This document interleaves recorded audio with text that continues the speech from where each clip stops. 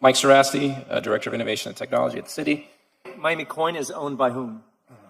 The City Coin is the company. Miami Coin is a company built on the Bitcoin protocol. Miners will get a percentage of the coin, and the city will effectively get the benefit. If the city decides it does not want to take a donation, that 30% remains unclaimed. So the idea is we are... Wait a minute. Are we going to accept this in crypto coins? No, sir. It's accepted. Do we have to purchase, a city of Miami have to purchase any crypto coins? Nothing. This is just the right for us to accept a donation. There is no purchase. There is no holding of cryptocurrency. It's us accepting in U.S. dollars. I see no problem in accepting this because they're just making an offer.